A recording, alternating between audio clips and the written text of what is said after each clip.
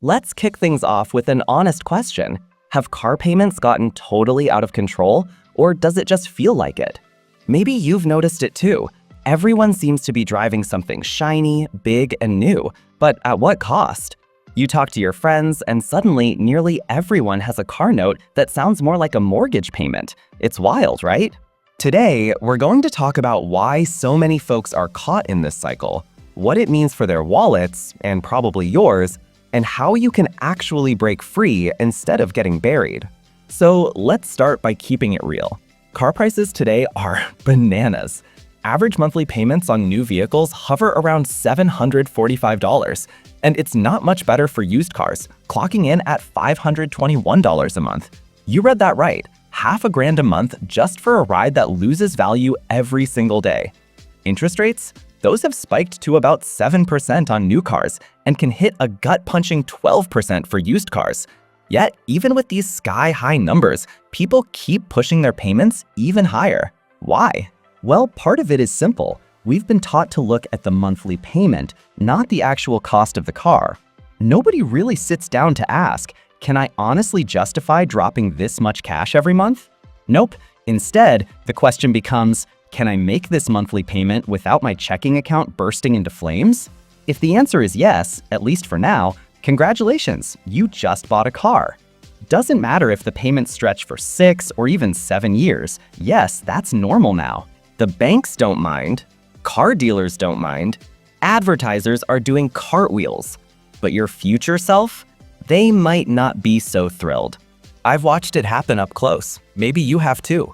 Friends who make the same as you, maybe less, even friends with kids, driving fancy trucks or SUVs with payments north of $800. You want to say something. How do they swing it? A lot of the time, they're not saving anything. Not before the car and definitely not after. It's easy to shrug and say, well, they should have saved more. But honestly, for a lot of people, by the time the payment hits their account, it's too late. Now, with that monster chunk going out every month, there's no way to sock money away for emergencies, or even a trip to see family. It doesn't stop with the car.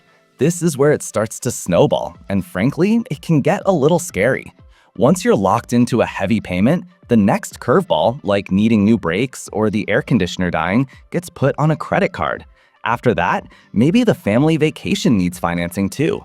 Suddenly, minimum payments start stacking up alongside that car note, and it's a juggling act just to keep the lights on and smiles, sort of, on everyone's faces. Living like this starts to feel normal, even when, deep down, it's kind of terrifying. Here's the real kicker. Having that high car payment doesn't just squeeze your budget for 1 month. It changes the way you think about money, permanently if you're not careful.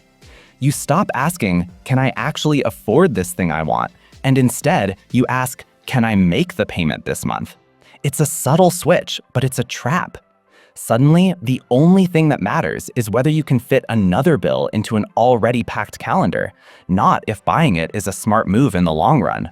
Over time, every new purchase just makes the hole deeper. You never get a chance to catch your breath, pause, and save. Before you know it, the only way out starts to look like refinancing existing debt, maybe trading in your car even though you still owe on it, or just crossing your fingers and hoping nothing else breaks. And reality check? Life almost always throws at least one more curveball. This is why I always say you need an emergency fund, a real one, not an I'll get to it later fund, not a maybe next month after this payment goes through fund, but a chunk of cash you can reach for when life decides to throw you a surprise. And let's be honest, most people don't have it because so much of their cash is tied up in stuff like car payments. Let's break down the mindset here for a second because it's so important. When most people talk about something's affordability, what they really mean is, I can cram this payment into my budget and not overdraft my account. Not, I've got the cash on hand, or I've really weighed what I'm giving up by taking this on. Why? Because we've all been steered by ads, by dealerships, by lenders toward focusing only on monthly payments instead of the big picture. It's so common now that people don't even realize they're doing it. You qualify for a big loan, the bank says approved, And suddenly you think, hey, if they trust me with the money, I must be able to handle it. But the bank's standard of affordable isn't your standard. They don't care if you hit your savings goals or if you have peace of mind at night. They care if you look like you'll make the payments. It's all about their risk, not your future. So you end up in this loop where every financial decision is squished into a window of, can I handle this right now? Instead of, is this really the best move for me over the next 5 or 7 years? And what's even wilder, this way of thinking feels totally normal. We're surrounded by companies selling furniture, gadgets, even cell phones the same way. All payments, all the time. But here's the twist. Not all high car payments mean someone's making poor financial choices. Some people do opt for higher payments because they want to pay off the loan faster, save on interest, and get out of debt sooner. If that's the plan, great, more power to them. But when you look at the data, it's usually not what's happening. Instead, most car buyers are stretching payments as long as possible just to bring the monthly payment down, even though that means they'll be paying way more over time. The truth? The average car loan these days lasts around 66 months, or 5.5 years. 6- and 7-year loans are showing up everywhere. If you see someone with a $900 car payment, there's a good chance it's not because they're aggressively paying it down. More likely, it's because the car was expensive enough that even stretched over a long period, the payment still eats up a huge part of their income. That's a sign the car is, plain and simple, beyond their budget. You might hear, well, sometimes it actually makes sense to finance, even if you could pay cash. Fair point. There have been times when interest rates were super low, like 1%, 2%, or 3%. In those scenarios, borrowing might make sense, but those days are mostly gone. Now, the only reason to stretch a loan is usually to afford a car that's more expensive than what you could actually pay cash for, and that's rare air for most of us. Let's tie it all together. Just because you qualify for a massive car loan doesn't mean you should take it. Most banks are happy to approve people for way more than they should realistically spend because it's profitable for them, not because it's best for you. Most of us stroll into the dealership thinking, let's see what I'm approved for, and roll out with a payment that chews up 20% or more of the monthly budget. Insurance, gas, repairs, and everything else, almost always an afterthought. And so the cycle continues because car dealers, banks, and every ad on TV has taught us, as long as you can manage the payment, you're good. But that thinking is exactly why so many people, maybe even your favorite Instagram influencer, are one flat tire away from financial chaos. Stick around because in next part, we'll dig even deeper into how this monthly payment mindset messes with your money, why lifestyle comparisons almost always leave you feeling behind, and how to actually start making choices that move you forward, not just keep you stuck. Don't miss it. Awesome. Thanks for sticking with me. Let's keep this rolling. So let's get real for a second. How did we all get conditioned to measure every single life decision by what's the payment? There's this weird financial shift that's crept into how people approach nearly everything, not just cars. Suddenly, affordability isn't about the price tag or what you truly value. It's about whether you can dodge an overdraft this month and squeeze in another payment. And when you think about it, isn't that kind of backwards? Think about walking into a dealership or scrolling through those buy now, pay later offers, everywhere from electronics to furniture to vacations. You almost never see the full price front and center. Nope, all you see are payment plans broken down into little slices. $30 a month for that phone, $100 a month for the new couch, a jaw-dropping $800, $900, even $1,000 for a car. It's all repackaged to feel manageable until you look up and realize your paycheck is gone before it even hits your account. And here's the wild part. Banks and dealerships make it way too easy. Ever notice how getting approved for a car loan takes, 10 minutes? You barely have to show proof you can pay everything back. Why? Because the more you borrow, for longer, the more they make. Their metric for affordable is completely different from yours. Their focus is on whether you're likely to pay them, not whether you'll be okay financially or sleep at night without money stress chewing up your thoughts. Most of us don't stop and ask, Just because I'm approved, does that mean I should borrow the maximum? Think about that for a second. If someone's eager to hand you a shovel and point to a big hole, should you start digging just because they've given you permission? It's the same with mortgages, with credit cards, and especially with cars. Dealers are experts at emotion. They know how to push the right buttons. You walk in thinking you'll be smart and frugal, and before you even know what's happened, you're driving off in something that quietly eats up 20%, maybe more, of your monthly income once you factor in insurance, fuel, and repairs. That's not even counting all the other day-to-day stuff: groceries, kids' activities, saving for retirement. The margin for error shrinks down to almost nothing. What's worse, the cycle feeds on itself, and it's all turbocharged by social media. Ever scroll through your feed and feel like everyone is living larger than life? Tropical vacations, slick kitchens, new rides, constant highlight reels. But here's the thing nobody likes to talk about. You're only seeing what people want you to see. You see the car, the house, the clothes, not the 72-month loan, the maxed credit cards, the mounting interest. We compare our behind the scenes to everyone else's greatest hits. Then we wonder why we feel behind. Let's call it what it is. Lifestyle comparison is a trap. Trying to keep up with your neighbors, your classmates, your coworkers, it's a race with no finish line. You're only racing against their filtered version of reality. No one's posting screenshots of their monthly statements, the overdraft emails, the anxious late-night calculations about minimum payments. You see the shiny new truck, but not the stress that comes with it. You see someone posting beach pics, but you wouldn't believe how much of it is paid for with borrowed money. Here's the truth. Don't compare someone's highlight reel to your rough draft. You don't know the full story. And honestly, most of those stories come packed with stress and payments they're too embarrassed to admit. You can't measure your self-worth or your happiness with someone else's stuff. And you definitely can't compete with someone who's financing their entire lifestyle unless you want to end up in the same cycle, feeling stuck, overwhelmed, and constantly 2 steps behind.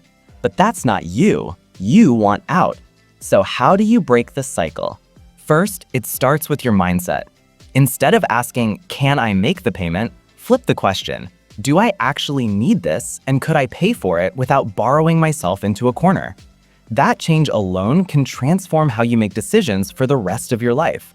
Because here's the secret: real wealth is quiet. The richest people you'll ever meet often don't look it. They drive reliable cars, pay cash, or take out modest loans they can crush quickly, and sleep well at night. They're not tangled in payment after payment, or constantly borrowing against their future for a flash of status to build wealth. You just have to stop equating more things with more success. Remember, nobody brags about the years it took to dig out of debt. They only show off the moment they get what they want. And that moment's price tag is so much bigger and longer lasting than anyone likes to admit. Want a little perspective on the real costs? Let's do the math. Say you're coughing up $1,000 a month for a car. That's $12,000 a year.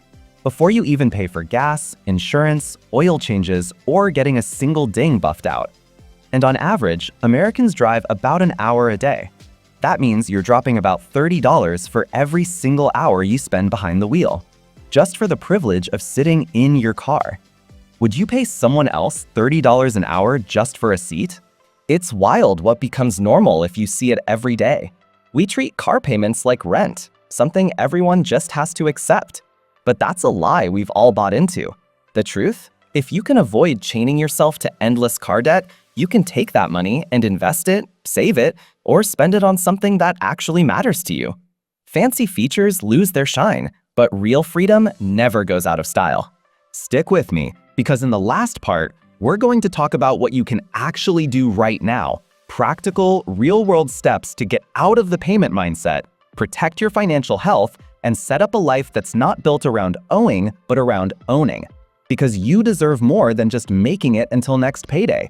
You deserve to win. Don't miss it. Awesome. Let's bring this all home with the practical part. How do you actually break out of the payment trap and start building real financial freedom, not just for yourself, but maybe as an example for your friends and family too? First things first, all real change starts with truth. No more sugarcoating. You need to know what you're really spending, not just the car, but all the little ways debt creeps into your life. Take an honest look at your budget. If you don't already have one, now is the time to start. Yeah, it might feel lame at first, like, am I really that person now? But the alternative is living blind. Grab your bank statements, highlight what's going to cars, credit cards, subscriptions, food, everything. Look at how much is feeding debt versus how much is building your future. This part can sting, but it's also the most important step to getting unstuck. Next, question the so-called must-haves, the car payment, the designer phone, even that instant online purchase. Ask yourself, is this still serving me? Or am I just so used to the monthly hits that I don't even question it anymore? So many people stay chained to stuff they don't love, don't need, and honestly can't afford, all because it became normal. Remember when we talked about affordability being twisted by marketing? Flip it. Don't measure by what you can finance, measure by what you can pay for outright. If you can't do that yet, the best thing you can do is hold off, save up, and buy used or go without until your money situation is stronger. When it comes to cars, that might mean driving something 10 years old while you stockpile for the future. And you know what? There's zero shame in that.